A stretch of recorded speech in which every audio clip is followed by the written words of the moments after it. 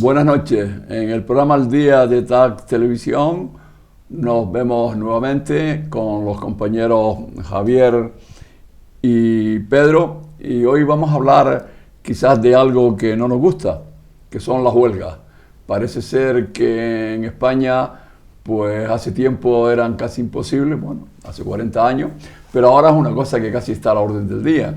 Y últimamente son los funcionarios de justicia los que parece ser que quieren un poco, aprovechando la época electoral, es que dice que parece ser que es cuando mejor se siembra, aunque a veces no se recoge nada bueno, pero ellos han salido o van a salir a la calle y quieren incluso llegar hasta una huelga indefinida si no llegan a un acuerdo con el gobierno. Parece ser que no piden mucho, piden un incremento entre 430 y 350 euros mensuales, cada uno en función del trabajo que desempeña, y lo que dicen es que ellos hacen el trabajo de otros y son otros los que cobran por el trabajo que ellos hacen. Vamos a ver, Pedro o Javier, ¿qué piensan ustedes? Si los funcionarios hacen su trabajo o son los jueces y los secretarios los que hacen el trabajo, porque aquí hay algo en la justicia que parece ser que se han quedado a la cola, según ellos, y quieren que se les actualice su sueldo. Bueno, pues nada, buenas noches. Por un lado, la huelga yo creo que es un derecho fundamental, ¿no? Igual que el derecho al voto y distintos derechos que conseguimos después de tantos años. Aquí en concreto es el sector, ¿no? Aquí lo complicado de esta huelga es en un sector como la justicia, que es fundamental para garantizar los derechos de los ciudadanos, ¿no? Y que ya de por sí sabemos que es un laberinto cada vez que alguien tiene un problema y acude a la justicia para defender sus derechos, pues es interminable el proceso y los tiempos.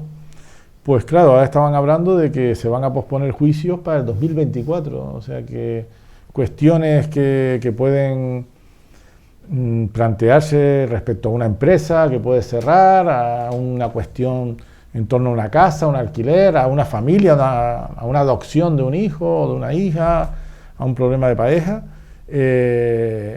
Temas como la justicia, una justicia lenta, una justicia que no responde, no es justicia, ¿no? Porque al final el poderoso se aprovecha de esa lentitud.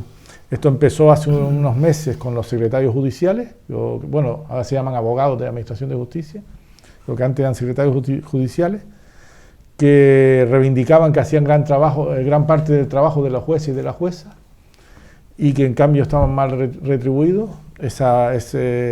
Ciertamente le dieron la razón el tiempo, porque cuando ya llevaban meses de huelga se paralizó totalmente la justicia, porque ya los jueces no podían seguir y las juezas no podían seguir avanzando.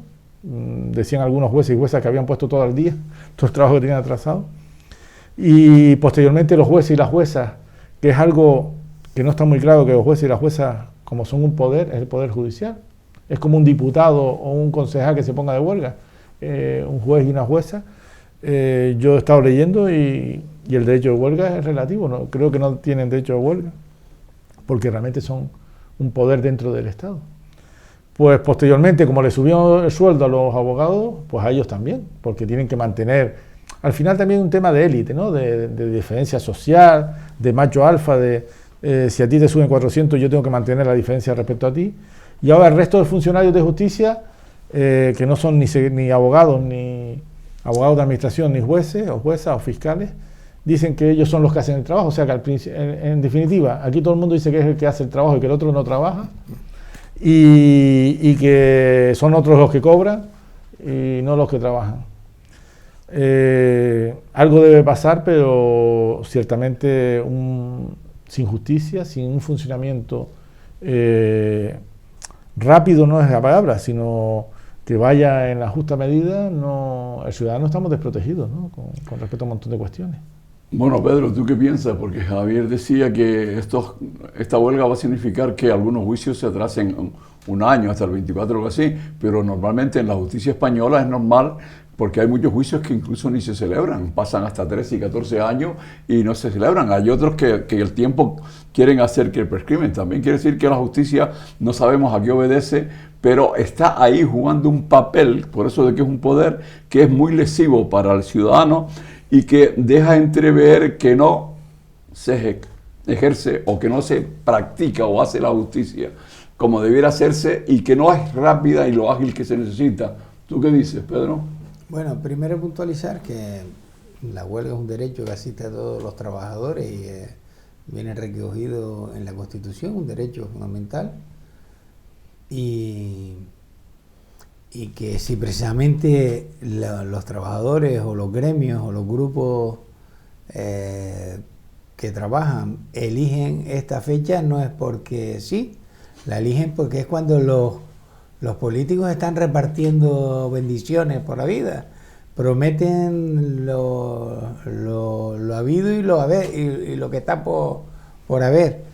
Entonces, claro, es cuando pueden presionar, porque es cuando presionan al ciudadano, y si el ciudadano está molesto, desde luego, pues se enfadará con los políticos.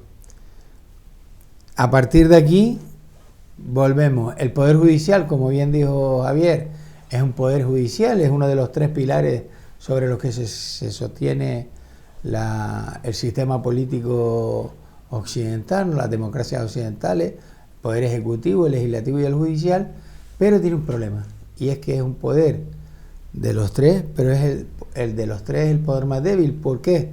Porque si bien es un poder independiente, su economía, su administración, es decir, los dineros que llegan, los recursos que llegan a la administración de justicia, al Poder Judicial, dependen de la administración, y por tanto se produce una merma de medios y de recursos siempre en la administración de justicia. Eso es lo que reclaman un poco los operarios de la administración de justicia, en el sentido de los jueces y fiscales y magistrados, los letrados de la administración de justicia, y ahora el cuerpo auxiliar de la administración.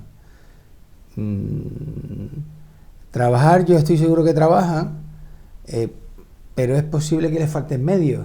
Les falten medios porque dependen financieramente de otro poder que a lo mejor no interesa que la administración de justicia funcione como tiene que funcionar. Porque así como para la agencia tributaria hay todo el dinero del mundo y más, para la administración de justicia a lo mejor los políticos no les interesa que funcione, o por lo menos que les interesa que funcione lento, ¿vale? Y eso entonces son intereses que hay por ahí en medio, y ahí lo dejo.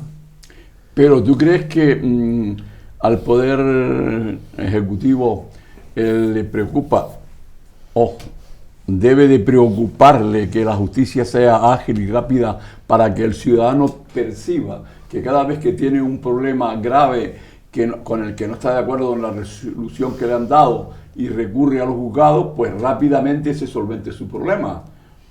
¿No crees que aquí hay algo que parece ser que no cuadra? Porque al Poder Legislativo y al otro lo que debe interesarle es que las leyes se agilicen para ver que realmente sirven para lo que fueron diseñadas, y al otro poder lo que le interesa es que haya rapidez para que el ciudadano perciba la acción de la justicia rápidamente. Aquí hay 2 cosas bien diferenciadas. Por un lado está la justicia, o lo que entendemos como poder judicial, y por otro lado está el Poder Ejecutivo con toda su maquinaria administrativa, que esa funciona como un reloj. Si un ciudadano deja de cumplir con sus obligaciones tributarias o deja de cumplir con cualquiera de sus obligaciones, la administración, que es una máquina que no tiene piedad, le cae encima.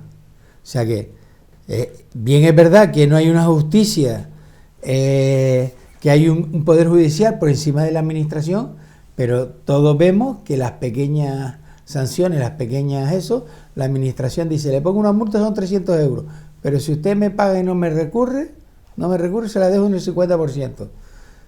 Como la justicia funciona como funciona, al ciudadano le sale más caro el collar que el perro, es decir, le sale más barato pagar la sanción, que aunque sepa que es injusta, que acudir a la administración, al Poder Judicial, a que le diga a la administración, oiga, que eso no es justo, no le corresponde, porque si tiene que nombrar un abogado, si tiene que nombrar un procurador, la justicia además funciona lenta, no, lo siguiente, pues el ciudadano medio tiene que trabajar y cumple con su obligación, y lo que no quiere es más problemas de los que ya de por sí tienen. Bueno, y parece ser que ahora en eso de la ciudadanía, de los ciudadanos, lo que tú decías de que hay que pagar, la cosa es ligera, porque hubo un momento, hubo algún partido político que intentó o que llegó a poner unas tasas que había que pagar, que se hacía prácticamente imposible que el ciudadano utilizara la justicia para recurrir contra el poder, contra el gobierno o contra la administración, porque las tasas que tenía que depositar le significaban a lo mejor tener que dejar de comer. ¿A qué obedece que se juegue con tanta facilidad? Porque después hay otro problema. ¿Qué pasa con los jueces? Porque hay sentencias que no se entienden, hay cosas que se dilatan, hay acciones que no quieren investigar. ¿A ellos quién los controla? ¿El juez? ¿Va cada uno a su aire? ¿Va por su lado? Yo que planteé este tema creo que es bastante amplio, ¿no? Por un lado, la pérdida de confianza en la justicia, ¿no? El ciudadano hemos perdido la confianza en la justicia por varios motivos, ¿no? Por su lentitud, porque es un sector donde son personas y las personas tienen amigos y hay otros intereses, donde la justicia cuesta dinero, aunque sea gratuita. Un abogado, un buen abogado, el que puede pagarse un gran abogado, un buen abogado, o el que no tiene prisa, la justicia pues va a su favor frente al que no puede esperar por cobrar 300 euros y prefiere cobrar 50, o al revés, no quiere arriesgarse a pagar 300 más los gastos de notario, de abogado, de procurador. Por tanto, algo que funciona mal y que es una de las garantías del sistema, es decir, la justicia es el primo de su mozor, el hermano mayor que nos protege, que nos debe proteger al débil, al fuerte, a todos, que debe equilibrar, ¿no? La balanza, que es el símbolo de la justicia, se vuelve todo lo contrario. Al no funcionar, se vuelve, por un lado, que los ricos pueden pagar grandes abogados o grandes bufetes y pueden aprovechar todas las deficiencias del sistema para su favor. Segundo, que esa justicia no siempre es justa, no siempre es objetiva. Recientemente tuvimos al juez Alba, hemos tenido casos donde hay unas relaciones extrañas entre empresarios, políticos y jueces. Tercero, a veces también es cierto, no es menos cierto, como dicen los abogados, no es menos cierto, y las abogadas, que hay gente que denuncia para fastidiarte, lo que se llama pena de banquillo. Es decir, te denuncio y como esto va lento, pues claro, si eres una persona honrada, no te gusta que te lleguen cartas, que te notifiquen. Los que hemos estado en juicio, yo ejerzo de perito, no es agradable un juicio porque es un lenguaje, es una actitud, es todo una escenificación que no es agradable. Entonces también hay gente que utiliza la justicia para presionar, ¿no? Lo que hemos hablado de la política, cuando se ha judicializado la política, cogemos a un concejal, a una consejera y lo denunciamos, y por lo menos cuando esa frase terrible que es que cuando el ruido suena es porque agua lleva, y la tienes ahí pendiente años y años de una pena o de una... el pacto, ¿no? El último pacto de Afroes, se dice, el pacto del gobierno canario, se dice que una de las cuestiones que derivó ese pacto es que Ciudadanos en aquel momento no apoyaban al candidato Coalición Canaria porque tenía un tema pendiente judicial, ¿no? Y en sus estatutos o en su código. Entonces estamos hablando de un tema muy delicado, ¿no? Estamos hablando de la base de la democracia respecto a la defensa de la ley, de la protección. Y por último, también es muy importante que el que escribe la norma no la aplica. Nos acaba de pasar con la ley del sí es sí o con otras leyes, donde la intención de quien legisla, después, como todo, la ley se interpreta, qué palabra más me he metido, y no solo interpreta a los jueces, también los inspectores, los inspectores de Hacienda, de Trabajo, te sancionan y después usted recurra. O incluso negocian, es decir, un inspector de Hacienda, un inspector de Trabajo negocia contigo, o quieres pagar esto, o te metes en un recurso en el Tribunal Económico Administrativo. Entonces, claro, el mal funcionamiento de la justicia hace que el resto de las cosas no funcionen bien, ¿no? Pero ¿no será también en algunas de las legislaciones, sobre todo de las últimas leyes que se han dictado, que la gente que ha llegado al gobierno, que tiene el poder ejecutivo en sus manos, quiere hacer cosas que posiblemente no dominan la materia bien, no quieren llegar al fondo, y lo que quieren es llamar la atención con lo que han promulgado como ley en base a que lo han hecho en ellos y decir, esta es mi obra, y no se dan cuenta que lo que han hecho es meter la pata y dejar hacer una obra peor que si lo hubiesen pensado y lo meditado. Porque claro, el tema de los jueces a mí me produce tristeza, sobre todo cuando vemos que se está politizando. Yo creo que una persona al margen, sobre todo los jueces, deben actuar al margen de la política. La justicia no tiene por qué estar o no tiene por qué llevarse por sentimientos o ideas. Hay una norma que hay que aplicarla y hay que aplicarla como es, no en base a hacer el favor a mi amigo, a mi compañero, a quien gobierna. Hay que hacer el favor a la ley y aplicar la ley tal y como debe aplicarse para que nos demos cuenta o sepamos pensemos que la justicia realmente es justa. Vamos a ver, antes dije que las sociedades occidentales se basan en la separación de poderes en los tres pilares fundamentales que son el poder ejecutivo, el poder legislativo y el poder judicial. Sí. ¿Qué pasa? Que las sociedades se han complejizado tanto que el que más poder ha acumulado a lo largo del tiempo es el poder ejecutivo, con una maquinaria administrativa donde ya hasta promulgan, tienen capacidad de legislar. Entonces, nos encontramos con que los medios técnicos y humanos lo tiene la administración. El poder legislativo, que son los parlamentos, está compuesto por unos señores que algunos de los cuales no saben dónde les queda la mano derecha y necesitan del apoyo de la administración para poder desarrollar las leyes, porque las leyes son complejas. Y en muchas ocasiones la técnica legislativa es pésima, con lo cual desarrollan unas leyes que no son claras, que requieren de interpretación y que requieren de un montón de estirar el chicle para que después los señores jueces, que son los que aplican esa norma, pues vayan viendo a ver por dónde van los tiros. La administración, que es el poder ejecutivo, tiene una maquinaria administrativa brutal, lo controla todo. La agencia tributaria española, la agencia tributaria canaria, lo controla absolutamente todo. Sus cuadros de inspectores, sus cuadros de controladores, ellos son los que tienen realmente el poder. ¿Qué ocurre? Que egoístamente el poder ejecutivo no quiere tampoco dar su poder al resto de los otros dos. Y si puede desinflarlo, lo hará.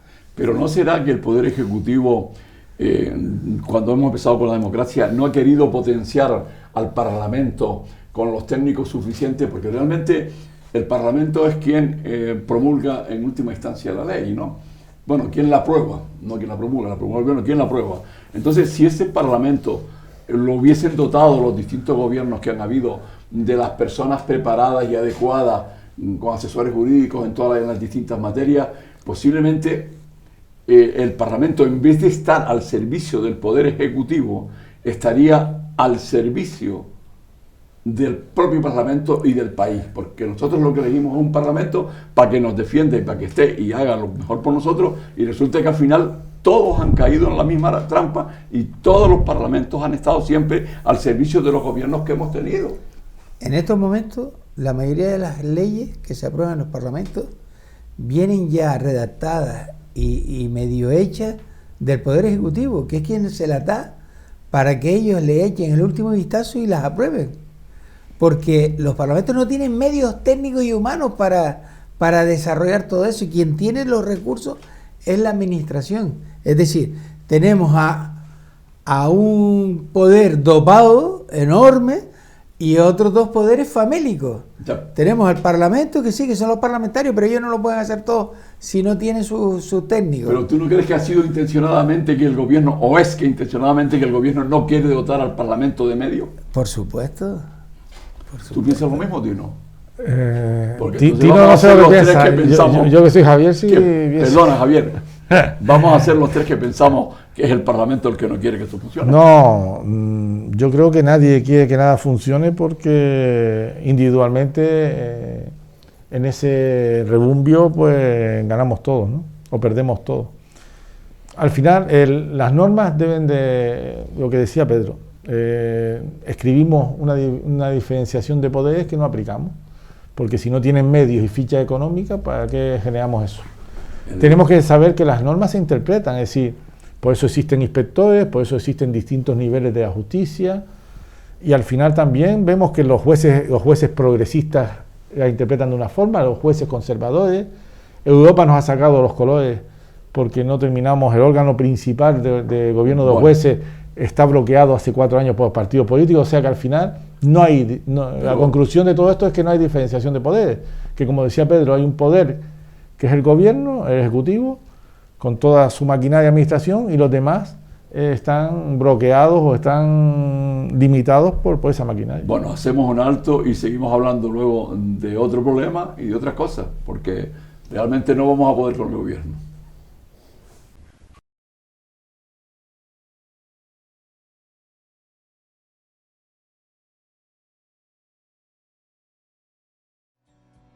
El ahorrador de electricidad Estaminal es el único aparato del mercado comprobado que reduce el consumo de electricidad después de haberse instalado en miles de hogares en Canarias. No deje que su factura de electricidad afecte a su economía familiar.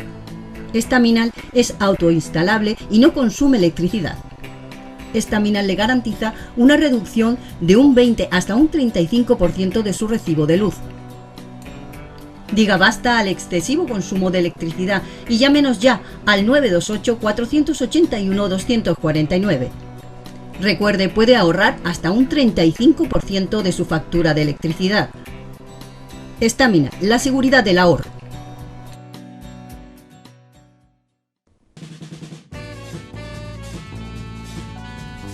El ahorrador de electricidad Estaminal, tras muchos años de instalación en Canarias y ser elegido como producto del año en ahorro energético a nivel nacional, le ofrece la posibilidad de ahorrar de un 15 hasta un 35% de su consumo en su factura de electricidad.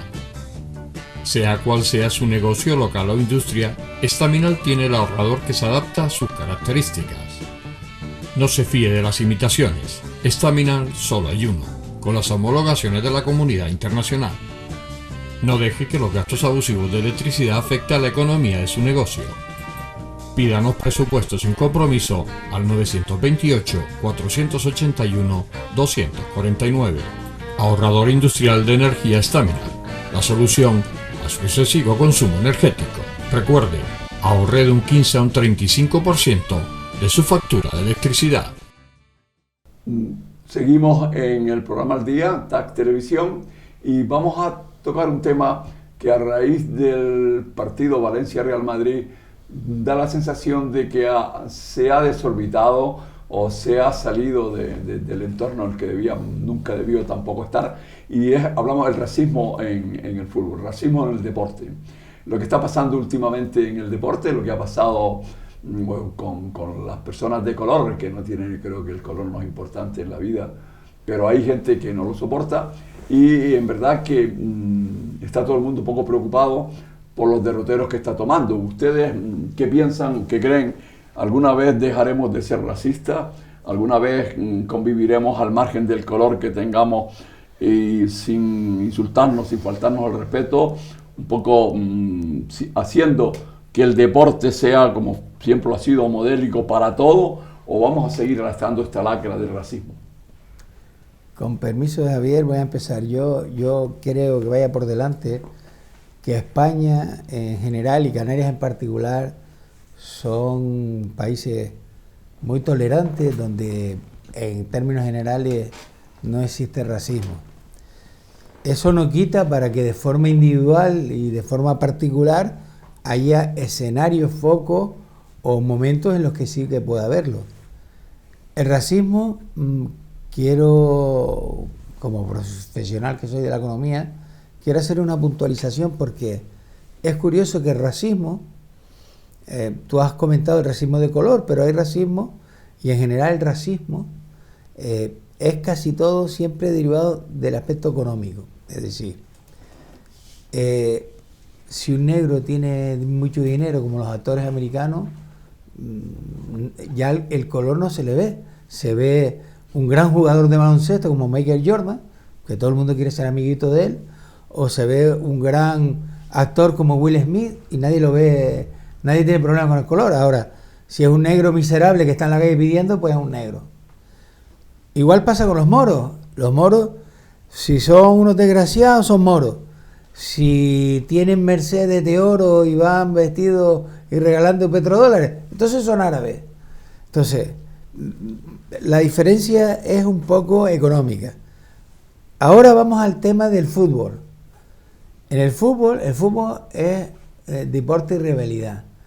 Y no es infrecuente que vayamos al fútbol y los aficionados de una parte se metan y le digan de todo a los aficionados de la otra parte. Y ya no digamos nada al que está vestido de negro que va dirigiendo el partido. Entonces, ahí da la impresión de que eso está bien, cuando no debería de serlo, pero parece que está bien. Y se saca un poco los pies del tiesto cuando en un momento dado a alguien que es negro le dicen que es negro. ¿Por qué? Porque es un insulto. Es verdad que no debe ser eso, pero al igual que no debe haber racismo en ningún lado y en el fútbol tampoco, también cuando vamos al fútbol, tampoco es justo que le vaya y que te acuerdes de la madre y del padre de aquel que te ha metido un gol y no es de tu equipo. ¿Entiendes? Lo que pasa es que ahora hay también una polémica, yo creo que un poco artificial, derivada de todo esto. Con lo cual, tolerancia al racismo, cero. Ahora, algunas veces se sacan los pies del tiesto porque hay intereses en centrar la atención en esto y no en otras cosas que a lo mejor son más importantes. Javier. Yo estoy de acuerdo con Pedro. Yo creo que el tema del fútbol no es un tema de racismo, no el fútbol, cualquier deporte. Yo he tenido hijos en balonmano, en fútbol, en distintos deportes, y a mí me preocupaba mucho el deporte base. Yo muchas veces no me apetecía ir. He visto peleas de padres con madres y con padres, con árbitros que eran niños, porque en el deporte base muchas veces el árbitro también es un niño, insultándolo y gritándole al entrenador: ¿por qué no pones a mi hijo? Yo creo que hay un problema grave de valores en la sociedad, que normalmente aquí en la televisión, en la calle, en el trabajo, estamos comportándonos, pero hemos creado determinados espacios donde parece que podemos dar rienda suelta a esa falta de valores y a esa violencia, ¿no? Y parece que donde sacamos todo el estrés, insultando a jugadores, árbitros y otro equipo, ¿no? Yo, aparte de rivalidad del deporte, creo que es una parte intrínseca al deporte, es decir, no es negativa, porque a los que nos gusta el deporte de equipo, no es lo mismo jugar un partido de fútbol picándonos los amigos, hasta entre amigos, ¿no? Apostando una cerveza, una chuleta, un refresco, que cada uno quiera, dándole un poquito de vida a esa competición, que si vas allí sin interés, ¿no? Es decir, el deporte de equipo, el deporte de rivalidad, conlleva determinadas formas, ¿no? Pero creo que hace muchos años que hemos perdido esa forma, y a mí me preocupa mucho, insisto, en el deporte base. Ahora porque tocó a Vinicius, lo que decía Pedro, ¿no?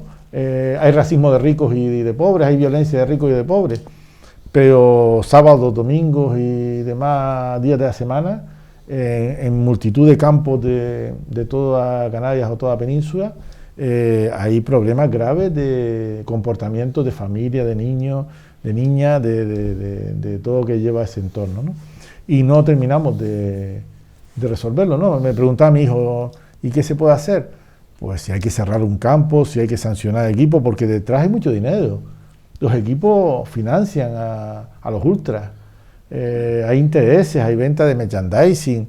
Esto no es una cuestión del chico Vinicius, que es negro, o que es blanco, que es amarillo, y que además es medio inmaduro, juvenil, y es así medio fiestero. Esto es un problema gordo detrás, que no queremos meter en mano porque hay mucho interés económico por medio. ¿Y no será ahora un momento en que el Madrid, por lo que le ha pasado, se ha quedado fuera de la Champions, no ha conseguido la Liga, se ha tenido que conformar con la Copa del Rey, ha buscado esta escapatoria para un poco justificar o vender que por el tema del racismo que llevan tiempo diciendo que con sus jugadores, sobre todo especialmente con este hombre, se vienen metiendo?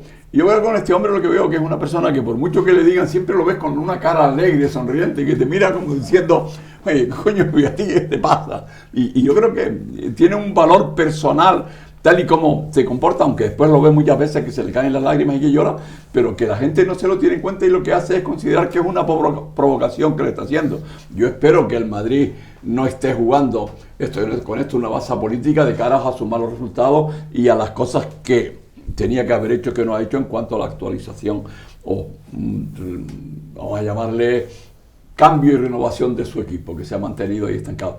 Pero en lo que tú decías del deporte base y de la violencia es un tema que a mí, yo estuve muchos años metido de lleno en el deporte, no obstante, fui presidente de una federación deportiva y me preocupaba mucho el tema de la base. Lo que creo yo que todo se arregla es con educación y sigo pensando que las federaciones deportivas no le prestan, ni nadie, ninguna atención a ir formando no solo a los jugadores desde la base, sino a hacer a los padres que si van al fútbol vayan a ver el espectáculo y no entren para nada a valorar, ni a criticar, ni a provocar que los niños hagan cosas que no las deben hacer y que luego en casa a lo mejor le vamos a llamar la atención de por qué lo hicieron.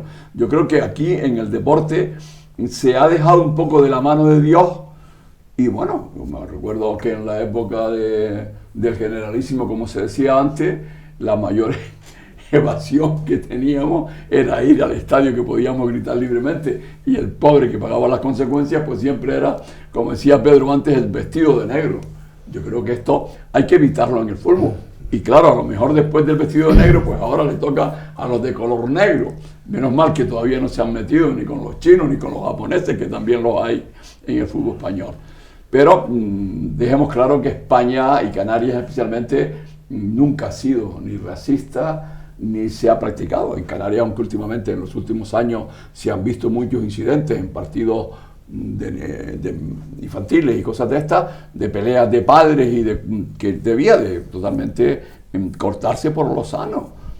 Y son las federaciones las que tienen que tomar medidas para que esto no se produzca. Hay muchos padres y muchas madres, amigas mías y amigos, que para mí el deporte siempre fue un elemento fundamental. La cultura del deporte, igual que la formación, le di la misma importancia con nuestros hijos en su justa medida.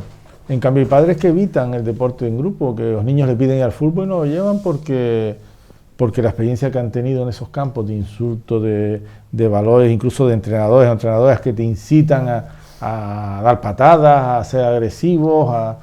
Yo creo que hay un mar de fondo que después cuando somos adultos, los campos Pero bueno, el otro día pasó en el baloncesto, porque hablan del fútbol, pero el baloncesto no terminaba tortas también Sí. Creo que fue Real Madrid también, ¿no? Sí, Europa, en un partido de competición europea.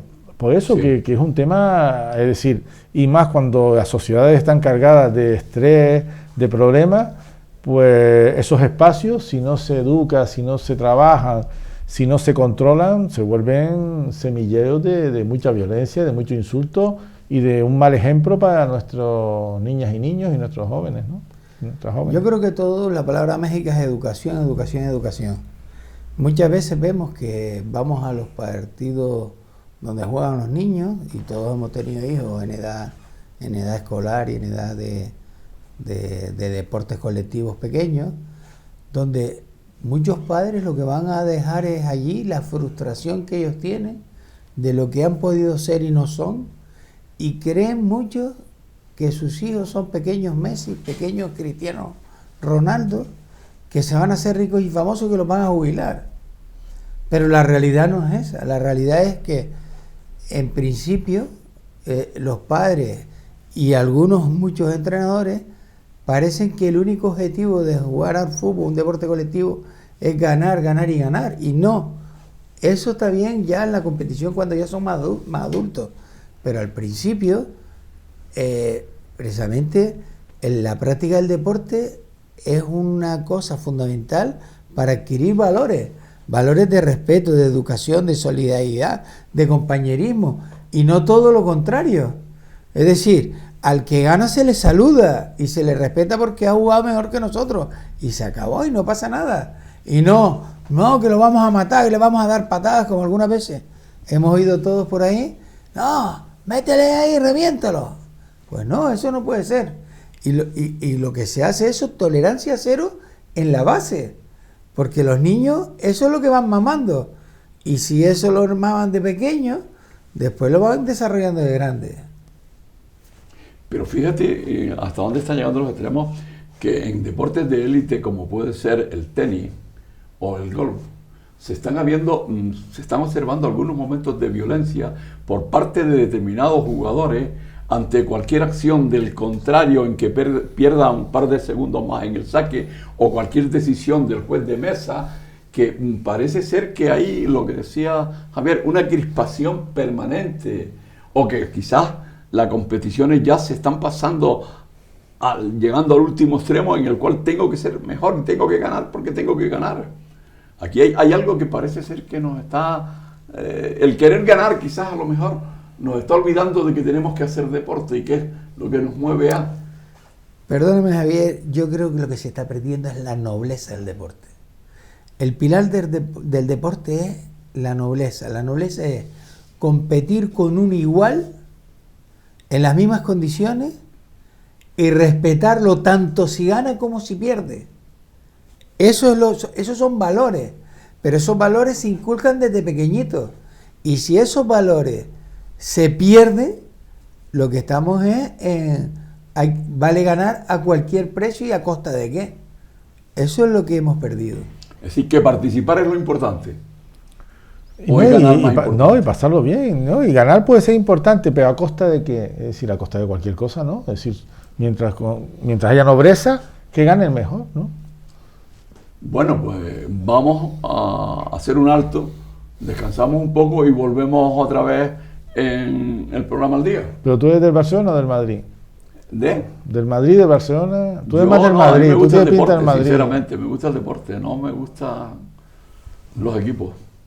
Tras muchos años de instalación en Canarias y ser elegido como producto del año en ahorro energético a nivel nacional, le ofrece la posibilidad de ahorrar de un 15 hasta un 35% de su consumo en su factura de electricidad. Sea cual sea su negocio local o industria, Estaminal tiene el ahorrador que se adapta a sus características. No se fíe de las imitaciones, Estaminal solo hay uno, con las homologaciones de la comunidad internacional. No deje que los gastos abusivos de electricidad afecten a la economía de su negocio. Pídanos presupuestos sin compromiso al 928-481-249. Ahorrador industrial de energía Estaminal, la solución a su excesivo consumo energético. Recuerde, ahorre de un 15 a un 35% de su factura de electricidad.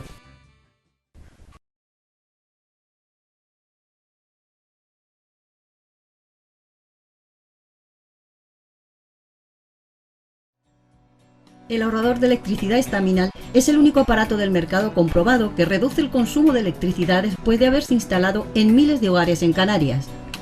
No deje que su factura de electricidad afecte a su economía familiar. Estaminal es autoinstalable y no consume electricidad. Estaminal le garantiza una reducción de un 20 hasta un 35% de su recibo de luz. Diga basta al excesivo consumo de electricidad y llámenos ya al 928-481-249. Recuerde, puede ahorrar hasta un 35% de su factura de electricidad.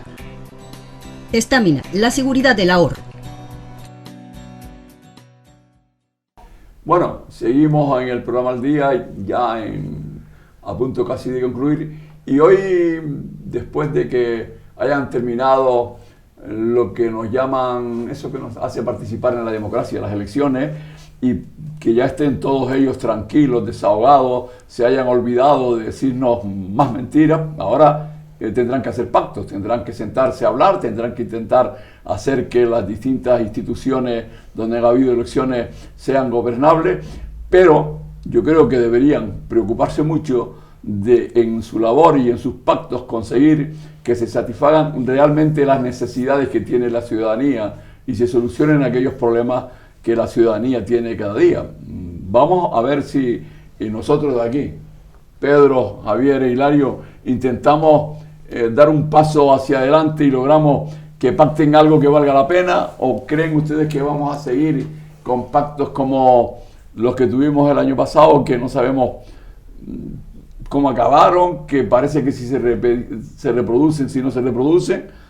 ¿Ustedes creen que puede pasar? Yo me centraría en el propio término, que es pactar, ¿no? Es decir, si nosotros pactamos algo, nosotros tres, por ejemplo, podemos pactar de qué vamos a hablar en el programa o cuánto tiempo le vamos a dedicar a cada tema.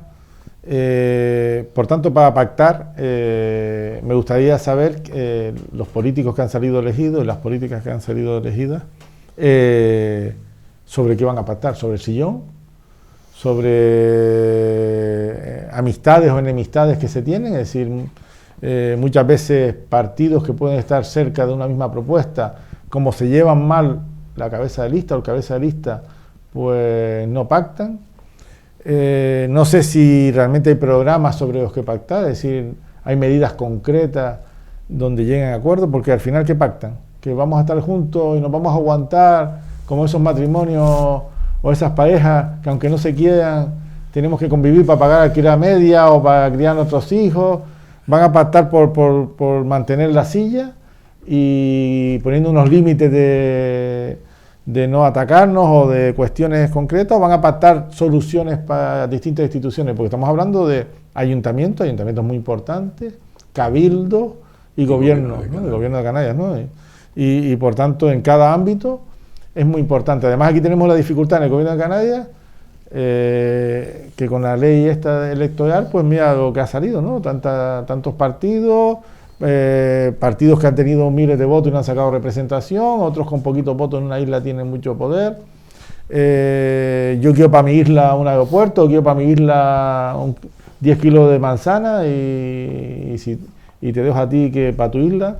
Entonces, es muy importante que pacten por el bien de los ciudadanos, ¿no? Y las ciudadanas. ¿Y tú qué crees que se puede pactar por Gran Canaria, por ejemplo? Yo primero puntualizaría una cosa, le daría la enhorabuena a todos esos parlamentarios, concejales y consejeros que han salido electos y a los ciudadanos que han ejercido su derecho de voto en la democracia por la que tanto se ha luchado y por la que tanta sangre se ha derramado. A partir de ahí, me da igual que sea en Gran Canaria, que sea en la ciudad de Las Palmas de Gran Canaria o que sea en el gobierno de Canarias, los políticos que van a pactar, que son aquellos cuya suma pueden dar mayoría, lo que tendrían que hacer es poner en el centro al ciudadano, el interés ciudadano, el interés general, y no el interés particular. Yo sé que decir esto es un brindis al sol, pero en teoría, al menos en teoría, tú me has preguntado, deberían de poner en el centro el interés general y los ciudadanos. ¿Qué es lo que van a hacer? Probablemente hacer sus cábalas y sus números y el interés particular de yo me pongo aquí y los míos aquí y vamos a ver cómo repartimos los sillones. Al final se convertirá en eso, pero lo ideal sería que tuvieran en el centro de toda negociación a los ciudadanos. Así que, bueno, ojalá sea verdad, que Dios te oiga, Pedro, y que se preocupen esos que van a ganar, los que van a sacar mayoría, que puedan pactar, de tratar y de buscarle una solución a los problemas de los ciudadanos. Pero yo me inclino más porque realmente lo que va a primar es mantener los sillones, mantener los sueldos, colocar a los amigos, y esto es lo que me parece cada vez más grave, que las administraciones se estén llenando de aquellas personas que van en las listas y que como no consiguieron salir porque el pueblo no les dio su confianza, pues aprovechamos los que salieron en otras instituciones y los vamos colocando. Yo creo que esta política debe de borrarse ya y debe irse a aquella política de soluciones. ¿Se pactará o ya está pactado que Gran Canaria tenga un buen control para que no se nos produzcan incendios? Tenemos que ver la realidad distinta, es decir, yo también les doy enhorabuena a los que han salido, sobre todo los parlamentarios del gobierno de Canarias y parlamentarias, porque esos van a tener sueldo 4 años, aunque no aparezcan ni por el Parlamento en toda la legislatura, ¿no? Porque cuando se cerró la legislatura anterior salía como un ranking, ¿no? Como una clasificación de quienes habían presentado propuestas, quienes habían incluso estado en el Parlamento, ¿no? Porque después tenemos los que se presentan a 3 cargos, ¿no? Alcalde, consejero, diputada, diputado. Entonces, por un lado, los 70 diputados y diputadas tienen un sueldo 4 años. O sea que están tranquilitos, parte quien parte, van a tener su sueldito 4 años. Los consejeros de los cabildos creo que no cobran si no tienen dedicación exclusiva, igual que los concejales y las concejalas, ¿no?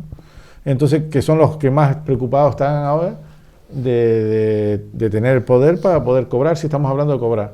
Y después hay cientos y cientos, y creo que hasta miles de personas que viven en torno a esos cargos públicos, ¿no? Directores generales, secretarios, todos los asesores, o sea que estarán pendientes. Nosotros aquí, que quizás somos muy duros con los políticos, pero habrá un montón de familias pendientes de esos pactos, ¿no?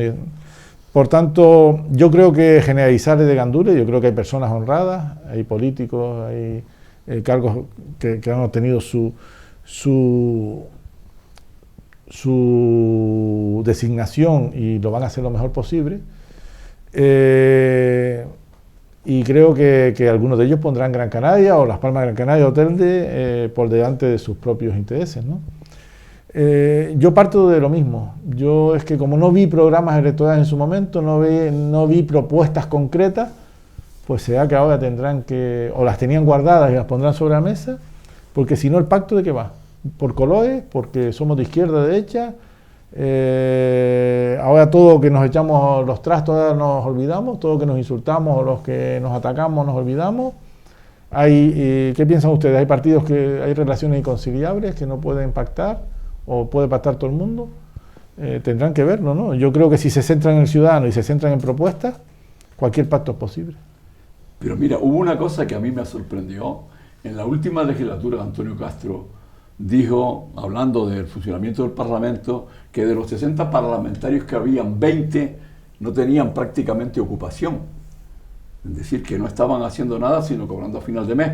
Y se crea una comisión para hablar, para ampliar el Parlamento, para no sé qué, y en vez de reducir, porque si habían 20 que no trabajaban, quería decir que no hacía falta ampliar. Se podía haber hecho una lista regional, si lo que se quiere es que toda la región participe en elegir el presidente, pero no incrementando el número de parlamentarios, si realmente las estadísticas que tenía el Parlamento era verdad que había 20, recuerdo que 20 que no tenían ocupación, que no trabajaban, porque también pasa muchas veces que los propios partidos que los ponen en las listas luego no cuentan con ellos, los llevan porque arrastran un voto o por lo que sea, pero luego a la hora de darle cargo y de darle confianza no tienen la confianza de los responsables del partido y lo que hacen es excluirlo, que esta es otra de las cosas tristes de la democracia. Bueno, democracia no, porque los partidos sinceramente no tienen democracia interna, no funcionan con democracia, sino funcionan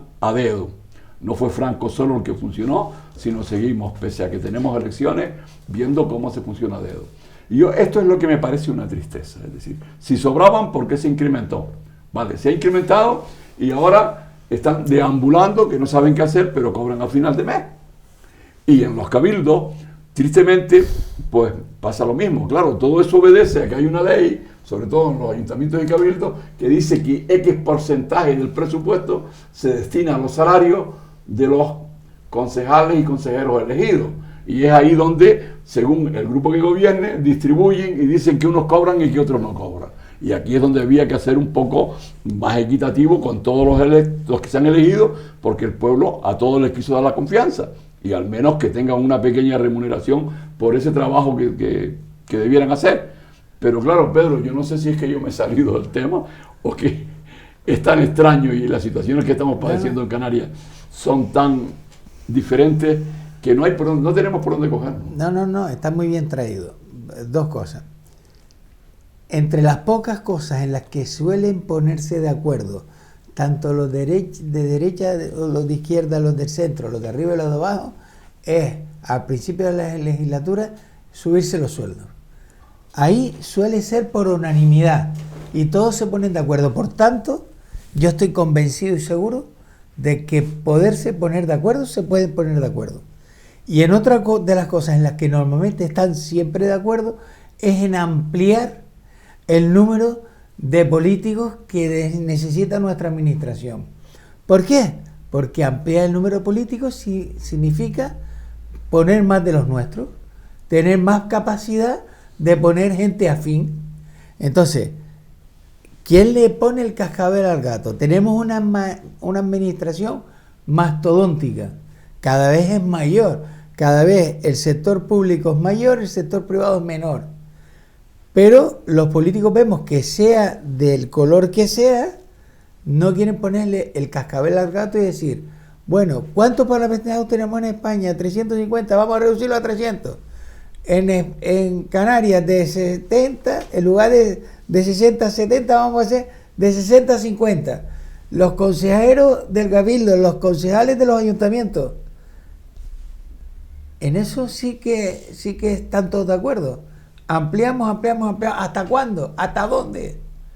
Hasta que el sistema colapse porque todo el dinero se lo lleva sueldos y salarios. Ahí lo dejo. Javier. Estamos un poco, vamos a tener que poner un poquito de alegría, que acaba de terminar la fiesta de democracia, votación, y vamos a pensar que vamos a seguir de fiesta. A mí me da pena porque las sedes de los partidos se van a quedar vacías, ¿no? Han estado unos meses llenas de vida, de personas ensobrando, de reuniones, de los candidatos proponiendo y ratificando por unanimidad, curiosamente, siempre todo lo que propone. Y de pronto las sedes de los partidos se quedan vacías hasta dentro de 4 años, ¿no? Porque ahora los que están elegidos se olvidan de que detrás de ellos puede haber un partido, unas afiliadas, unos afiliados, y ya son como los elegidos, que son elegidos, pero en el sentido peyorativo de que no tienen que consultar nada y sus cabezas, ¿no? Incluso dentro de los propios partidos, pues sus pequeños reinos de taifa cada concejal o cada concejala, ¿no? A mí, que me gusta ser positivo, que no optimista, sí los animaría a que vayan aprendiendo cosas. Primero, que eso de los alcaldes o alcaldesas por turno, 3 años tú, 2 años yo, 1 año... ¿Por qué? Apuesten por algo estable, por un proyecto estable. Segundo, que no pase como pasó en Fuerteventura, que el que sacó uno se quedó de presidente del Cabildo. Y, ¿sabe? Que ese tipo de cuestiones que hacen que la gente crea cada vez menos en la clase política y en las instituciones. Por tanto, que pongan unos mínimos que si no tienen un proyecto, pues bueno, que se pongan de acuerdo en líneas estratégicas.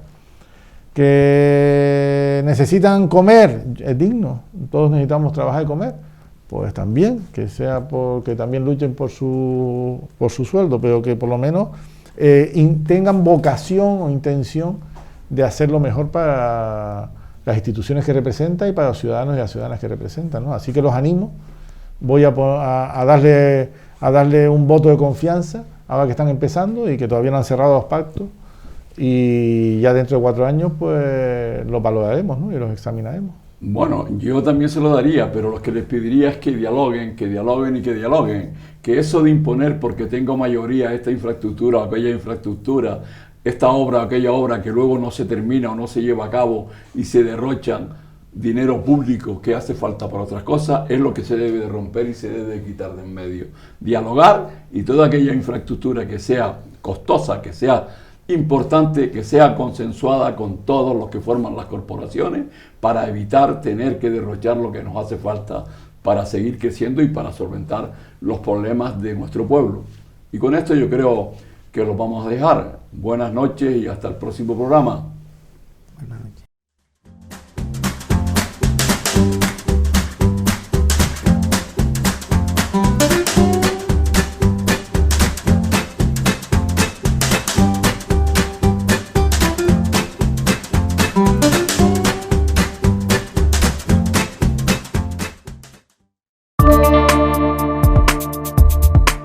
Thank you.